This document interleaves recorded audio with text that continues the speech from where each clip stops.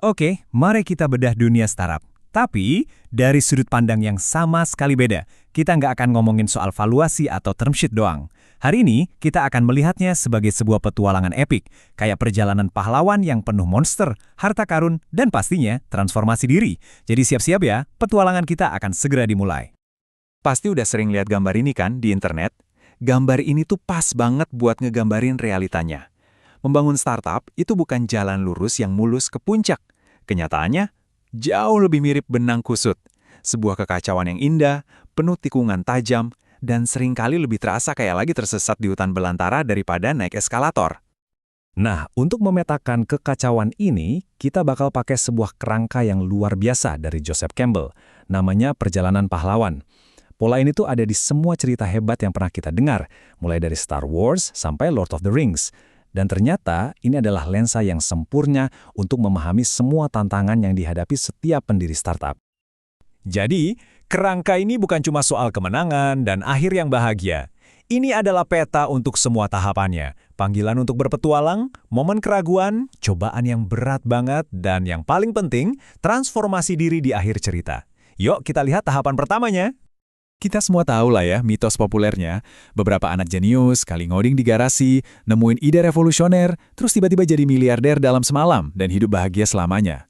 Ceritanya emang kedengaran keren sih di media, tapi itu cuma puncak gunung esnya aja.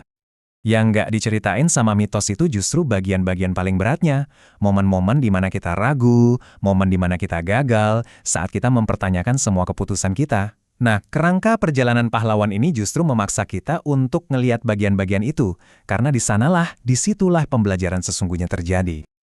Oke, kita mulai dari awal perjalanan. Menjawab panggilan. Ini adalah momen krusial ketika seorang pengusaha harus berani melangkah keluar dari zona nyaman, dari dunia yang aman dan bisa ditebak, ke dalam dunia startup yang, penuh ketidakpastian. Nah, ini dia pertanyaan pertama yang sering banget ngejebak banyak founder. Ada tekanan besar buat berpikir besar, buat jadi the next unicorn dari hari pertama. Tapi, apa benar itu cara mainnya? Nasihat konvensional yang sering kita dengarkan gini. Para visi atau pemodal Ventura itu cuma tertarik sama ide yang bisa mendominasi pasar raksasa. Kalau rencana kamu nggak kelihatan bisa jadi perusahaan triliunan rupiah, kamu dianggap kurang ambisius. Titik. Tapi, rahasianya justru kebalikannya. Mulailah dari yang kecil. Coba deh inget Yahoo, yang awalnya cuma direktori web sederhana, bukan mesin pencari raksasa. Atau Life360, yang rilis bus keluarga yang punya banyak smartphone itu masih langka banget. Mereka nggak nyoba menaklukkan dunia dari awal. Mereka nemuin satu ceruk pasar yang kecil, yang mereka yakini bakal tumbuh besar, lalu mereka jadi raja di sana. Oke, sekarang kita masuk ke bagian terberat dari setiap petualangan, jalan penuh cobaan.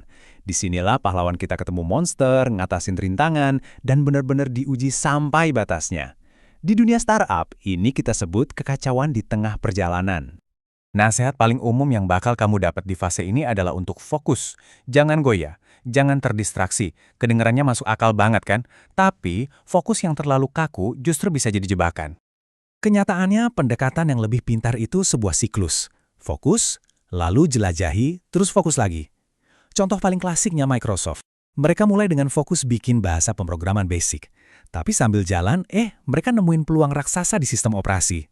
Mereka menjelajahi peluang itu, lalu memfokuskan kembali seluruh perusahaan mereka, dan jadilah raksasa seperti yang kita kenal sekarang. Ini mantra populer lainnya, datang dari gerakan Lean Startup. Idenya adalah buat cepet-cepet ninggalin apa yang nggak berhasil, terus coba hal baru.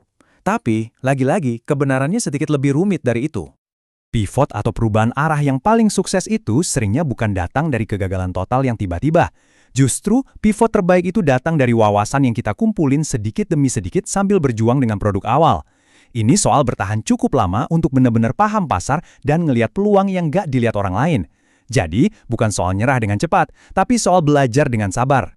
Setiap petualangan pahlawan kan pasti berakhir dengan penemuan harta karun. Nah, di startup, kita sering mikir harta karun itu artinya diakuisisi atau IPO. Tapi yuk kita coba definisikan ulang, harta karun itu sebenarnya apa sih? Optimisme itu emang bahan bakar utama seorang pengusaha, tapi kadang bisa bikin kita buta sama kenyataan siklus pasar. Gampang banget buat percaya kalau pertumbuhan ini bakal terus-terusan naik dan nilai perusahaan kita bakal meroket tanpa henti. Coba lihat nih, begini cara kerja siklus pasar startup yang sebenarnya. Nilai perusahaan kamu itu bukan cuma soal seberapa besar pendapatanmu, tapi juga soal kelipatan dari pendapatan itu. Dan angka kelipatan ini bisa naik turun drastis, tergantung pasarnya lagi tumbuh, panas banget, atau udah matang. Artinya apa? Pendapatan kamu bisa naik 2 kali lipat, tapi nilai perusahaan kamu malah bisa turun kalau pasarnya lagi adem dan kelipatannya anjlok dari 10 kali jadi cuma 3 kali. Ini artinya satu hal, waktu adalah segalanya. Saat valuasi lagi naik gila-gilaan, para pembeli itu didorong sama FOMO, fear of missing out, dan pengen cepet-cepet beli. Tapi begitu valuasi mulai turun, mereka bakal nunggu, karena mereka tahu besok harganya bisa lebih murah lagi. Jadi jelas, jauh lebih baik menjual saat pasar lagi nancak-nancaknya. Dan ini ngebawa kita ke harta karun yang sesungguhnya. Harta karunnya itu bukan cuma soal untung finansial, harta karun terbesar yang kamu bawa pulang dari perjalanan startup ini adalah perubahan di dalam dirimu sendiri, kebijaksanaan, mental yang lebih kuat, dan pemahaman mendalam tentang diri sendiri yang kamu dapatkan dari semua cobaan tadi. Jadi pada akhirnya, perjalanan ini bukan cuma soal membangun sebuah bisnis. Ini tentang membangun diri kamu sendiri. Pertanyaan terakhir yang paling penting bukanlah berapa nilai perusahaanku, tapi setelah melewati semua ini, aku jadi orang seperti apa?